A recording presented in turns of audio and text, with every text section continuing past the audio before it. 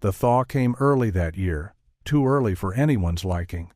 Snowmelt swelled every creek and coulée as though the mountains themselves were bleeding out winter all at once.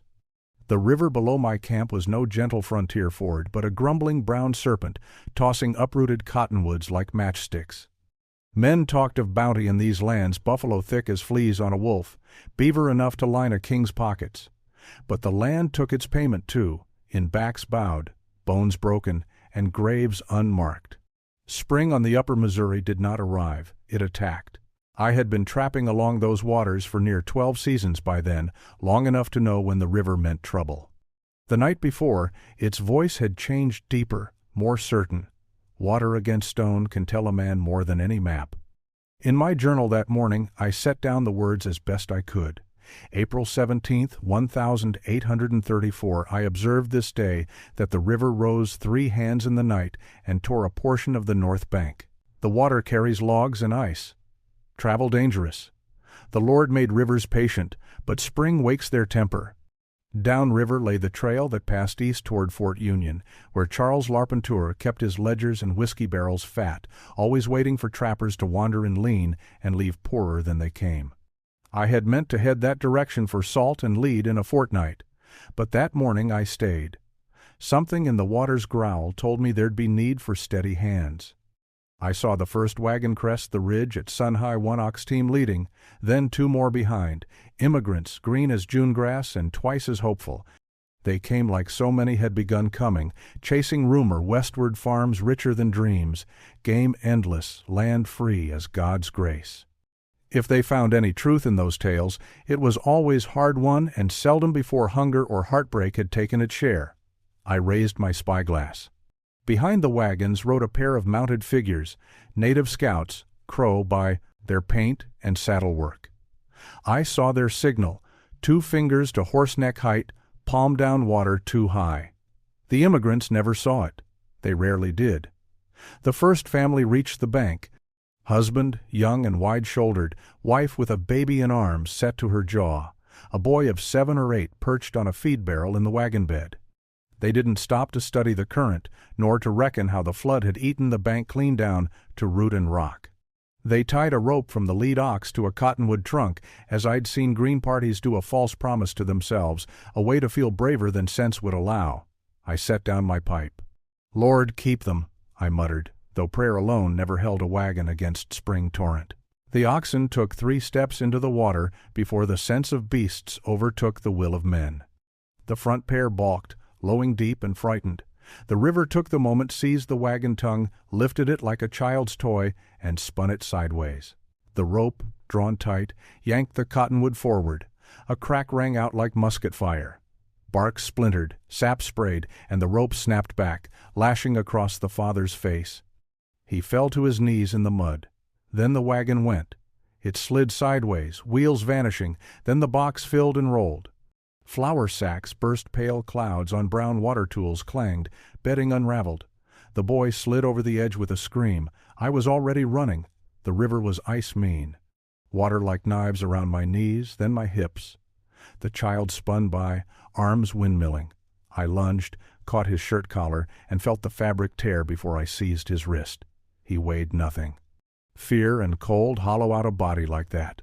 Behind me the mother wailed, the father splashing uselessly after us until he lost footing and went under. I planted my heel in the riverbed, shoved the boy behind me, and lunged again. My hand found the father's coat, dragged him up, choking river mud.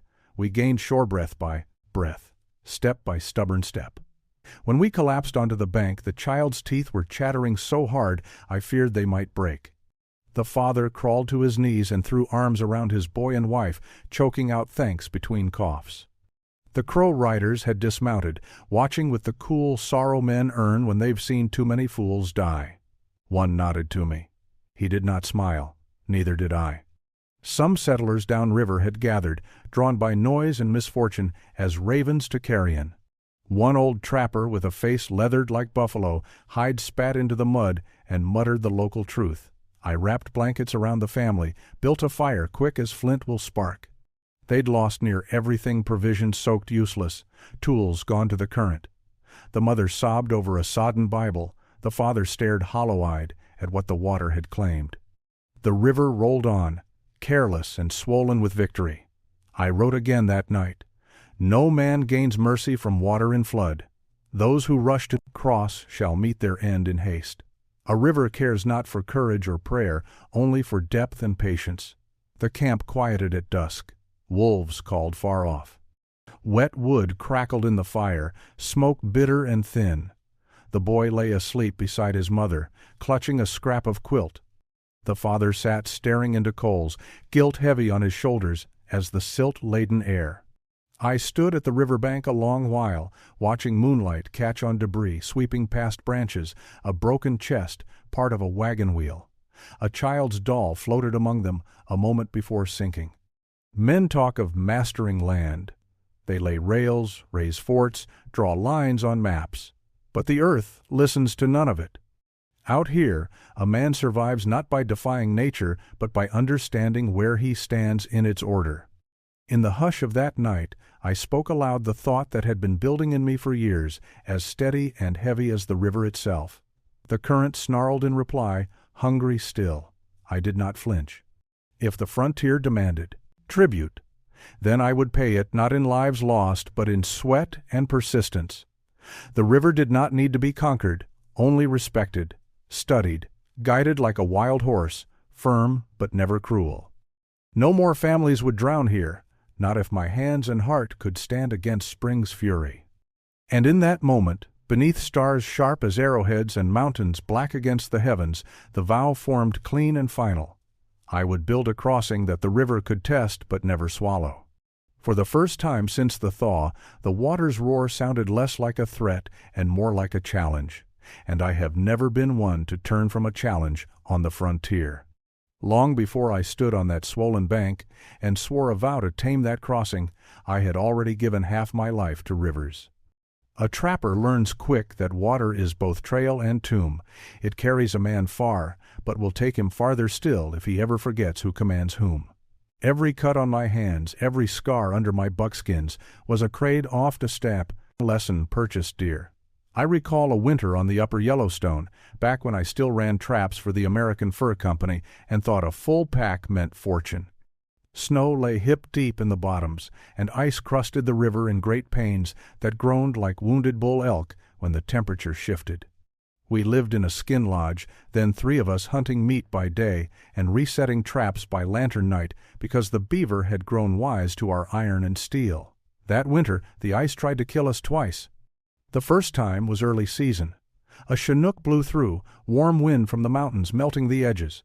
One afternoon, a young hand named Jess took his axe to clear slush from a set. I warned him. "You listen close," I'd said. "Ice sings before it breaks. When that pitch drops low, step back." Jess grinned the way only a boy of 19 can grin, certain he would never bleed, convinced that river knowledge grew in his bones, same as in mine. He laughed, swung again, and the river answered. A low hum, deep as buffalo hooves over frozen earth.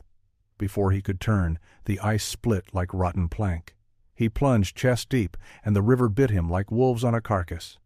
He would have gone under if I hadn't grabbed his belt strap. It took both arms and one prayer to haul him onto the bank.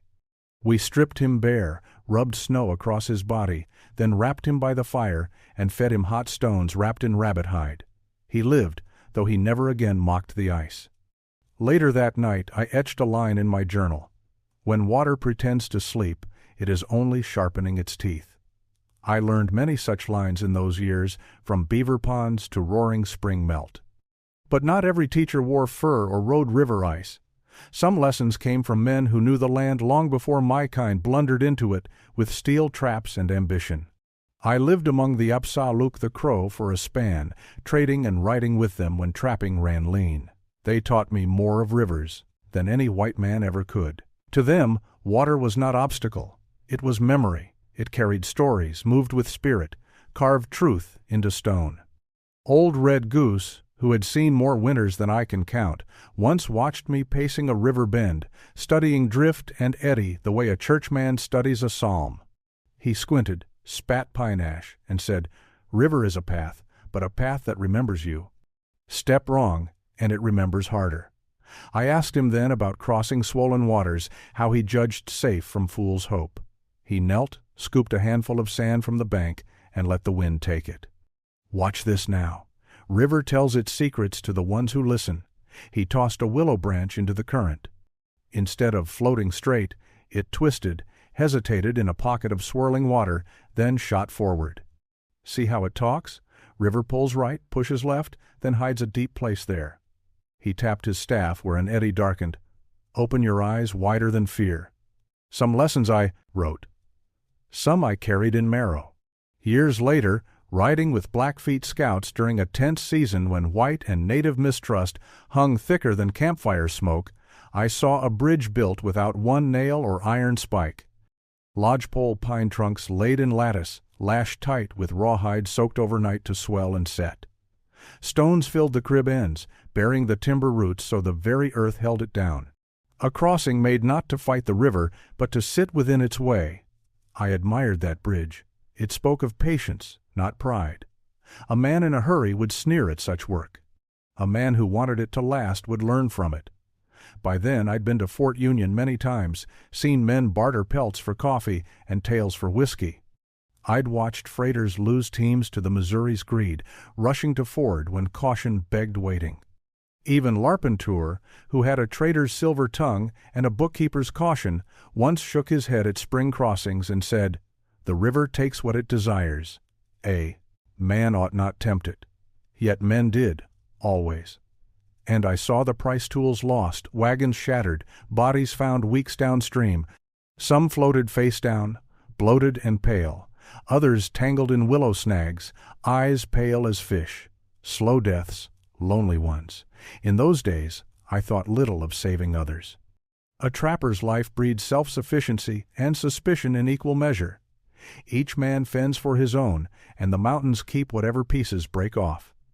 But time shapes a man same as water shapes stone. The longer I watched travelers push west, families, children, mothers cradling babes, old veterans chasing second chances, the more the river felt no longer like a test for trappers alone. It was swallowing dreams now, not just men.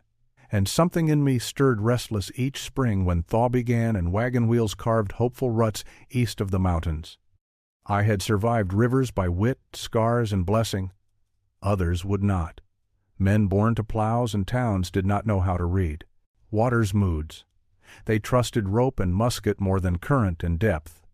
I began building small crossings, then at first only foot logs laid for my own camp and pack trail, then crude braces so pack horses could ford without breaking legs on hidden stones. I cut logs with beaver patience, shaped notches by lamplight, tested each timber with a hand's weight before trusting a hoof or heel. Those early bridges stood through storms, some through winter ice. When they held, I learned. When they failed, I learned faster. So when that wagon went under in '34 and a boy's small hand nearly slipped into forever, I did not feel surprise. The river had warned me many times over the years. It had whispered through willow branches, roared under mountain thaw, sung through ice cracks. It had told me, plainly as any voice, what happens to those who do not listen. That night by the ruined wagon, as the mother wept and the father stared hollow at the current, I ran fingers over a scrap of willow bark I kept from those teaching days. Smooth on one side, rough on the other, like river truth and river wrath. I looked out over the boiling water and understood fully, unmistakably. My life had not been leading me to pelts nor profit, but to this. I had bridged rivers for survival. Now I would bridge one for salvation. The mountains teach slow and hard, but they do not teach wrong. By the summer after that drowning near the Wind River Road, word of it traveled farther than I expected. On the frontier, stories move like wind, half truth, half dust, all speed. Some men said the family lived by God's grace. Others claimed I'd dragged them from the river like Samson from the lion's jaw. A few called me reckless for stepping into torrent water at all. But no one, not trapper, not trader, not crow nor Blackfeet rider, disputed one thing. That river crossing was a hungry one. And it wasn't done yet. Travel through that stretch grew heavier each year. Wagons, heading toward Oregon country or the rendezvous trails rattled past my camp almost daily when grass came high. Some belonged to traders bound for Fort Union to barter pelts and gossip. Others were emigrants, loose-limbed with hope and far too thin in river smarts. They came with cracked voices and cracked wheels, trusting prayer and rope and luck to carry them wherever maps pointed. Luck rarely crossed rivers. By June, I'd chosen the site, a bend where banks sloped gentle and cottonwood roots clawed deep. Still, the moment word reached ears of the mule skinners and trail hands, they laughed like coyotes in a gut pile. "No man builds a bridge here," one fellow barked, a freighter with a scar across his jaw that looked half-healed and half-earned. "Flood will eat it before you set the second post. Better to teach wagons to swim," another chortled, slapping his thigh with such vigor his pipe tumbled to the dirt. Every settlement has its wag-tongued prophets of doom. I met them with the calm that summit wind gives a man. "Maybe so," I answered. "But river's cost grows each season. I aim to pay ahead." They shook their heads as if I'd spoken in crow tongue. One old guide spat tobacco and squinted at me. "Carter, you've been too long among beaver and Indians. Men don't tame water. They ford it, ferry it, or drown in it. That's the rule." I didn't bother replying. Frontier rules change the moment someone has the spine to force them to. Still, not all doubters barked, some whispered.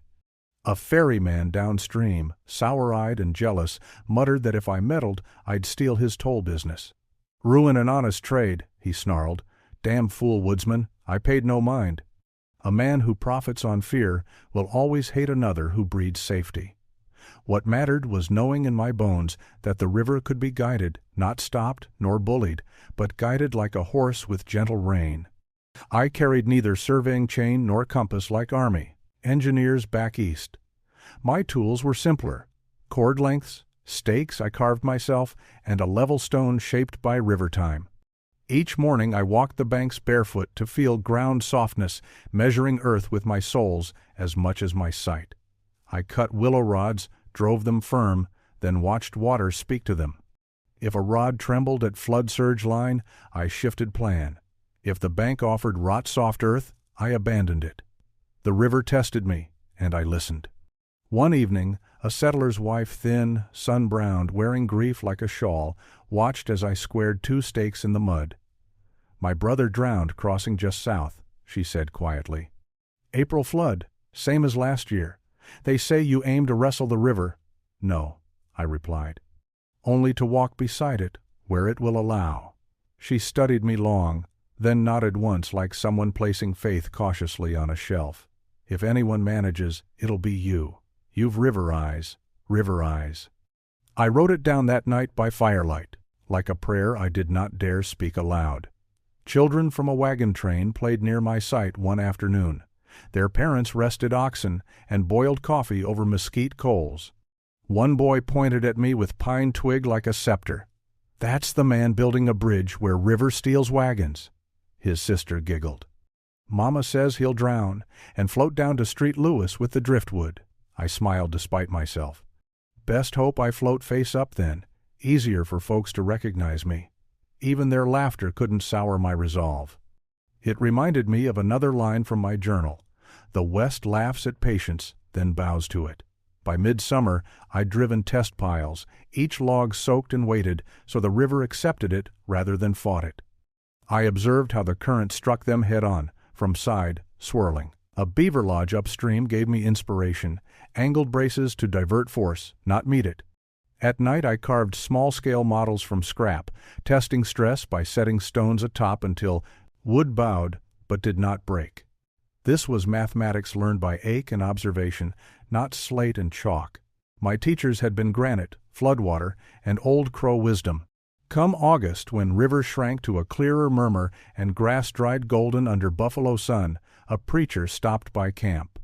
He watched me lash timber with rawhide strips soaked to swell tight come drying. Finally he spoke. "Man was not meant to tame every stream. Pride broke Egypt's pharaohs, same as any sinner." "I've seen pride drown men," I answered evenly. "This ain't pride, it's prevention." He pondered, while creek flies hummed like prayers gone unanswered. "If it stands," he conceded at last, "it'll be a testament." "If it stands," I said, "it'll be a mercy."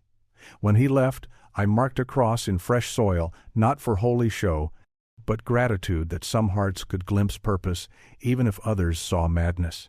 As sun bled behind ridges that night, I knelt at river's edge. Current tugged gentle at my fingers, cool as truth. The water murmured, but did not threaten, not today. It knew I respected it. "You won't take more," I whispered. Not while I breathed to build. In that moment, dusk and river and wind bore witness. No crowd cheered, no ledger recorded. But a vow made honest in solitude holds more weight than any signed proclamation. And so I set myself not against the river, but with it a partner to its temper, a student to its course, and a guardian to those who would cross without knowing its moods. Let them mock, let them doubt. The frontier belonged not to the loud nor the proud, but to the patient, and the patient had time enough to build something that would last.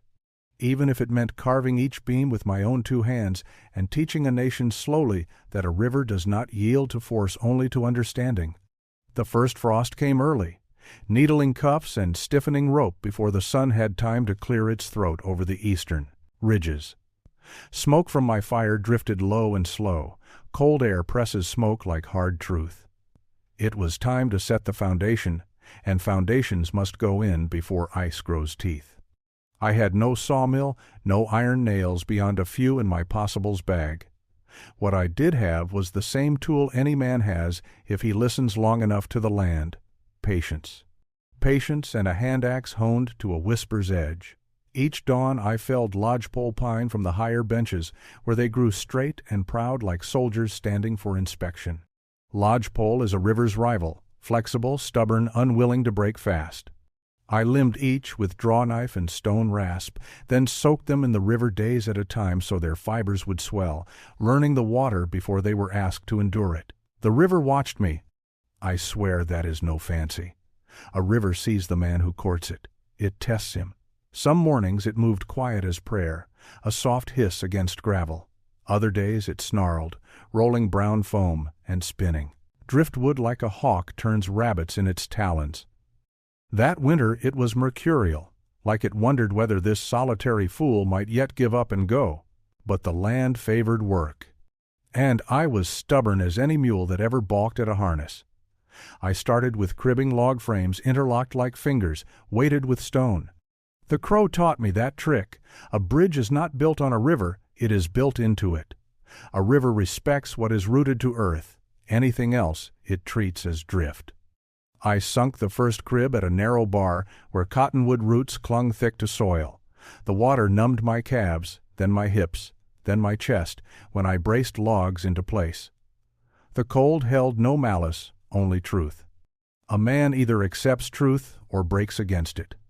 When I levered the last log into place with a wedged branch and raw grit, I felt the river push back a steady, relentless shove. That moment told me more than any map or army manual could. The bridge must lean with the force, not against. So I angled up river braces like beaver lodges, due turning current aside, instead of daring to stop it. I rapped my knuckles on the timber, a habit from trading posts, testing casks and tables. Solid. Still, the work wasn't finished. Foundation is not measured by what it stands through today, but what it stands through when time and weather grow teeth. One afternoon, when snow flurried like a shaken pillow and wind scraped the world raw, a band of freighters passed. Among them was Scarjaw, the loudest mocker from months past. He eyed the half-risen skeleton of my crossing cribbing, log skids, rawhide lashings drying stiff in the cold. "Carter, you ain't finished yet?" he barked, breath steaming. "Snow's coming. Ice'll chew that to sticks." "Maybe," I said, tightening a rawhide strap with gloved hands. "But bones go in first, flesh after spring." He snorted. "Bones? That's driftwood with fancy dreams." His partner, older and wiser-eyed, nudged him quiet. That one studied my work without jeer, then tipped his hat. Respect, cautious but honest. The river, perhaps liking that, flowed quiet the rest of the day. When nights froze hard, I hauled basalt wedgestones from a nearby ridge. Heavy work. Back screamed, legs shook, breath cut sharp in lungs. But stone is forever's friend. Timber may swell, shrink, or rot, but stone stands loyal longer than any government or oath. I set stones into crib pockets, hammered earth around them, tamped gravel with a broken shovel haft.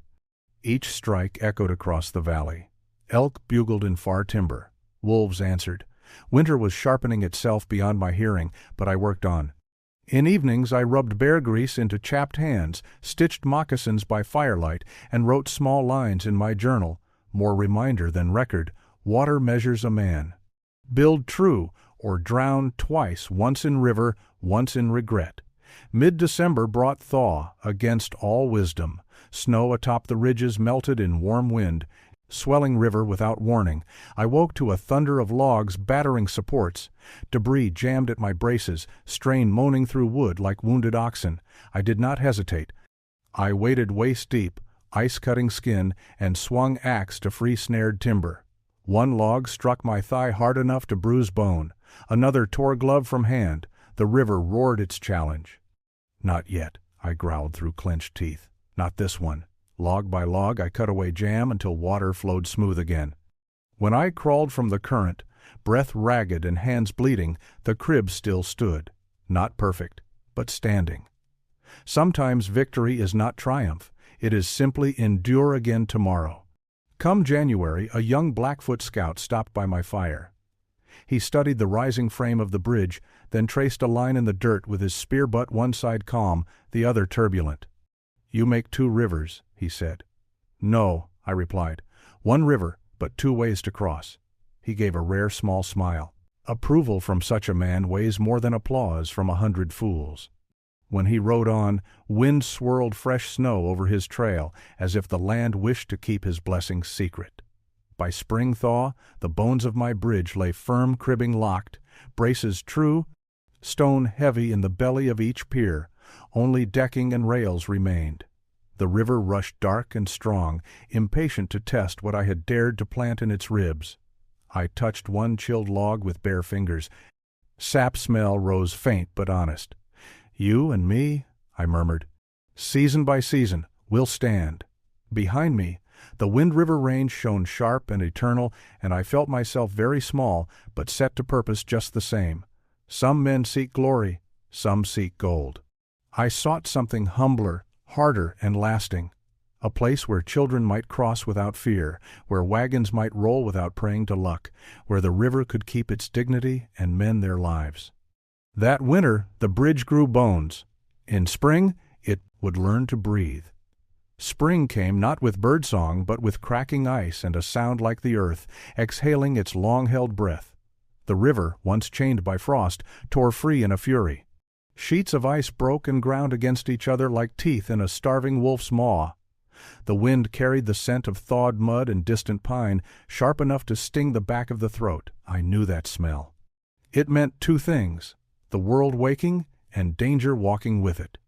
The bones of my bridge stood firm against the rising waters, but bones alone do not make a body. Decking, rails, braces, all still to come. I worked from dawn until the light died behind the ridges, weaving willow lashings, setting beams with lever and horse. My body moved by habit now. Hands cracked and bled, shoulders ached like old trees in wind, but each day the crossing grew, and each day so did the watchers. Freighters paused their trains to stare. Hunters, half-starved from winter lean, drifted by to trade pelts, for powder, and stand silent at the river bank. Even a few missionaries came with buckets and soft warnings about man's place under heaven. Most still doubted. One old fur trail veteran leaned on his rifle and shook his head. "You're buildin' against fate, Carter," he said. "River will take what it wants." "It always does," I replied. "But it need not take more than it must," he spat. "Talk like that gets you killed. Or worse, laughed it till you die of shame." I chuckled. "Shame doesn't drown children. Rivers do." The man's face twitched. He nodded once, slow and grudging, then moved on. Mid-April, the thaw hit full throat. Snowmelt crashed down from high country, turning the river into a living thing with muscle and malice.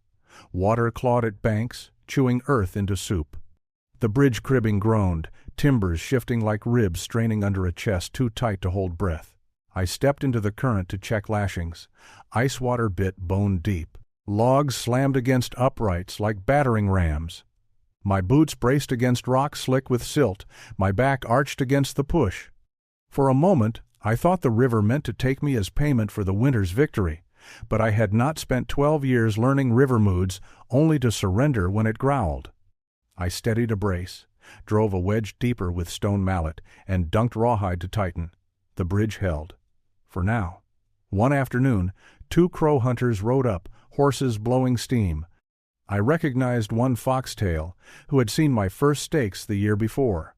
They spoke in curt crow tongue, sharp like cracked river ice. River fights him. He fights back. Does he think himself beaver chief? Finally, Foxtail turned to me. Bridge not for you, for children yet unborn. Good work. Approval from crow is rare as sweet sap in winter. I inclined my head. River teaches, I only listen. Many men hear water, he said. Few understand. They left as quietly as they came. Their hoofprints barely touched, thawing earth. One cold evening near dusk, I returned from cutting rails to find tracks by the riverbank, 3 men, boots heavy, likely settlers or freighters. Prints led to the cribbing, where a rope lay freshly cut and a brace loosened. Sabotage. Not the river's workman's. The ferryman downriver came to mind. Greed is as dangerous as floodwater. It eats just the same. I tightened every lashing by moonlight. When wind hissed through the cottonwoods, I listened for footfalls. None came. Come dawn, I found a boot print deeper than the rest iron heel plate. Ferryman used one, so did one of his cousins. I set no trap, I made no threat. Bridges are not born from vengeance. But that night, I carved a line into my journal. River is not the only current that pulls a man under. Envy has drowned more dreams than water ever did. Late May brought a wagon team, 2 oxen, 1 mule, 1 nervous man and his wife. They stared at the near-finished span with suspicion and hope braided tight. Safe? The man asked. No crossing safe, I said. But this one stands truer than chance. He hesitated. His wife placed a hand on his arm. River took my brother last spring. If this holds, it's God's mercy through your hand.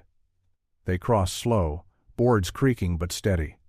I walked beside, hand on the lead ox, whispering steady sounds like old trappers do with spooked horses. Midway, the mule balked, then continued. No rope snapped, no wheel slid. No scream cut the air. When they reached the far bank, the woman cried soft, grateful, like someone who'd held breath too long. The husband looked back. May the Almighty remember your work when you need Him. I nodded. And may the river remember it too. After that, laughter along the trail softened. Not gone, never gone, but quieter. Confidence breeds imitators. Success breeds silence from mockers. Only the ferryman still glared when he passed, and even he kept a hand on his hat brim now, as though unsure whether wind or bridge builder might take it. I took no pride in it. Pride had no place here. Pride collapses beams faster than rot. Near sunset one evening, as I shaved bark from rail posts, elk grazed in meadow shadow and magpies picked at winter bones. River shimmered copper in fading light. I touched the wood, felt warmth leave it as air cooled. Tomorrow there would be decking to lay, railings to bind, earth ramps to build. Work always waited. But that night I simply sat and watched the water, not as enemy nor rival, as partner. You have tested me, I whispered. And I have answered. The current murmured in reply, neither yielding nor challenging, simply being. A river has no need to speak louder when its truth has already been heard. I closed my eyes and exhaled slow. The worst of spring had come and gone. The bridge had not fallen, nor had I. Yet the river keeps its memory, and I kept mine. Tomorrow it would begin to look like a crossing. Soon it would hold oxen and wagons and futures not yet born, not by conquering the water, but by respecting it. There is a difference, one that keeps men alive. And as the last light faded, I wrote one more line in my book, hand steady despite the ache. A bridge is not built against a river, but in conversation with it. Listen long enough, and water will teach you how to cross. The river flowed on, and I, tired, sore, stubborn, flowed with it. The day the river rose like judgment began peaceful enough. Dawn crept pale over the willows, and mist hung low and silver on the water. A kingfisher darted and scolded. Beaver tails slapped at the far bend. It felt like a morning when nothing in the world had teeth. Then the first rumble came, not thunder, but the deep, rolling groan of water meeting something heavy upriver. I stood, knife halfway through, stripping bark from a rail post, and listened. A trapper learns to trust his ears long before his eyes. The sound swelled the thud of logs grinding, the shudder of water forced where it did not wish to go. Snowmelt. Late storms in the high country. All that ice and water rushing down at once like a cavalry charge. By the time I reached the bridge, the river had doubled, froth thick and brown, carrying uprooted spruce and bits of earth like battlefield wreckage. The cribbing shook, deck planks trembled, rawhide lashings strained like bowstrings at full pull. The river roared as if remembering every blow I had set against it, every stubborn stake, every wedge and brace, and meant to settle score in one sweep. A wagon train camped upstream came running, faces pale, children hauled in arms. "She's coming down hard," a man cried. "Won't stand a minute," another shouted. They gathered as if ready to witness a hanging. A cottonwood trunk the size of a horse slammed into the upstream brace, wedging fast. The whole bridge lurched. A beam popped. A woman screamed. I waded in without thought. Cold knifed bone. Current tried to drag me off my feet. I leaned into it like leaning into a grudge. With axe in one hand and rope in the other, I climbed the brace, legs shaking from the force beneath. I tied off, braced, and swung. Once, twice. On the third strike, the axe bit deep and held. Sap sprayed. Wood groaned. The log spun loose, and the river nearly took me with it. The rope snapped taut. I slammed against a piling, teeth rattling, water roaring in my ears. Children cried from shore. Someone yelled to let it go, to save myself. But this crossing wasn't mine alone anymore. It belonged to every wide-eyed child who would cross one day without fear, every mother who would not bury a son to the current. So I swung again. The second log wedge came, third after. I chopped and cut until hands bled and knuckles numbed, until breath came ragged and dark spots danced at the edge of sight. One more. Always one more. Then, relief. The last jam broke, and the river, denied victim, rushed on. When the water finally calmed from murderous to merely fierce, I crawled back atop the decking, coat dragging river mud, breath sawing in and out like a saw blade through oak. No one spoke at first. The river gurgled, exhausted as I was. Then a child's voice whispered, "He's still alive." And a woman, the one whose wagon I'd helped months ago, let out a sob I did not know whether it was grief or gratitude. The old freighter with the iron heel plate, the one who mocked loudest, stepped forward. Hat in hand, voice rough as gravel, he said, "Carter, you built a bridge a river couldn't eat." I shook my head, water dripping from my hair. "No," I rasped. "I built one. It could respect." Behind him, the wagoners removed hats. Some crossed themselves. Crow tracks in the mud led a way Foxtail had been watching unseen, and left satisfied. When dusk fell, I sat alone on the bank, boots off, feet in the bruised cold flow. The bridge stood behind me, not unscarred, but unbroken. Tomorrow I'd tighten lashings, replace wedges, shave new pegs. Work never ends, and a bridge is never truly done while water lives beneath it. But that night the river hummed low, almost content. I pressed palm to the timber rail, feeling its heartbeat match mine. "You threw your worst," I murmured, and I stood. Water slid cool around my legs, not dragging this time, just passing. I wrote only one sentence in my journal before sleep. The river tested me today. And by grace of sweat and timber, I did not shame its lesson. Tomorrow would bring railings, wagons, storms yet unnamed. Tonight the bridge breathed. And I battered, soaked, grateful breathed with it. I did not see the last flood of that spring as victory, only a pause in the long argument between man and river. Every year after, I tended that bridge like a doctor tends a fragile patient. I tightened, lashings after storms, replaced worn rails when frost split them, watched the current with the suspicion a man reserves for a rival who once tried to kill him and might again if given chance. And the river remembered me as I remembered it. But time does not flow like water. Water circles, returns, gnaws the same stone until it yields. Time simply takes silently, absolutely. It took my strength first, piece by aching piece. Took my trapping days, my rifle arm, the black in my hair. Took friends, 2 men buried under cottonwoods, women vanished back east, tribes pushed where maps penned them like cattle into pasture. By the 1,870 seconds, I had grown a gray stump of a beard and hands spotted like river pebbles. I no longer swung an axe. My voice did not boom like the freighters remembered it rasped, worn like rawhide dragged through sand. But the bridge still stood. Wagon paths had widened into a rough road now. Ranchers trailed cattle across it. Freight companies sent wagons rolling with iron stoves, sacks of flour, crates of sugar, bolts of calico cloth. I'd once seen a Crow family cross, grandmother riding astride, grandchildren laughing, the old woman raising 2 fingers in greeting. Even soldiers passed with carbines shining, heading west to chase ghosts made of treaties and hunger. Some paused, puzzled at the timber work, like it was a relic of another time, which it was. One summer, after snowmelt had dropped to a friendly murmur and cottonwoods leafed thick and green, a group of schoolchildren visited with their teacher, an earnest fellow with spectacles and more curiosity than sense. He called me out from my cabin, saying the children wished to meet the man who tamed the river. They expected a legend. What they got was an old man leaning on a cane carved from cottonwood root.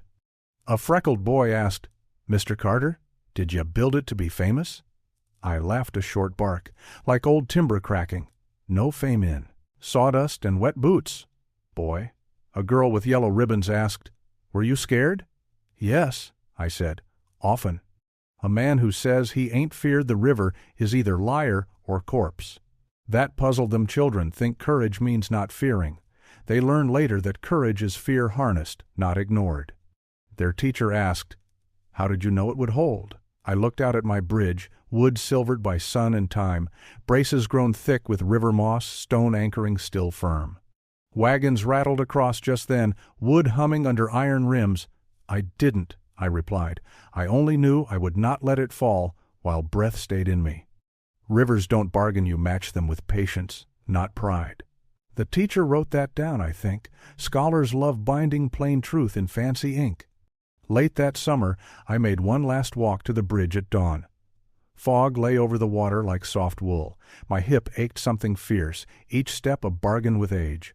When I reached the midpoint, I laid my palm on the rail. The wood felt warm, alive still. I ran my thumb across a notch, the first brace I'd hewn, back when I still believed muscle alone could move the world. I remembered that spring, the roar of water, my breath freezing in beard, hands raw and stubborn. "Still here," I whispered. The river answered with a soft chuckle at its banks. Not taunting, familiar. I imagined it saying, "You listened, so I spared you." Truth is, I did not conquer the river. I learned from it. A man conquers nothing in this country. He survives it, or he doesn't. I died a winter or 2 after that, so they tell it. I like to think I passed with river song in my ears, but my bridge, she outlived me. Timber gray as old bone, braces wedged deep into stone ribs, rawhide long since replaced by iron bolts, but spirit unchanged. Folks crossing never know my name now. They only say, "That bridge was built when men built things to last." Old trappers still mumble, "Carter's Crossing." Crow elders nod when they pass, remembering a white man who listened rather than commanded. And the river? Sometimes it swells and snarls, tries a shove or 2 testing, always testing, but the bridge holds, not because it defies the water, because it honors it. As I once wrote in a hand steadier than mine ever grew again, a man's life is brief, but honest timber, set true against water's will, may outlast his bones. Wind stirs willow branches over the railing. Wagons are gone now, horses too, but people still cross. And somewhere under the flow, I like to think the river nods, remembering the stubborn fool who studied, humbled himself, and built not to conquer, but to endure.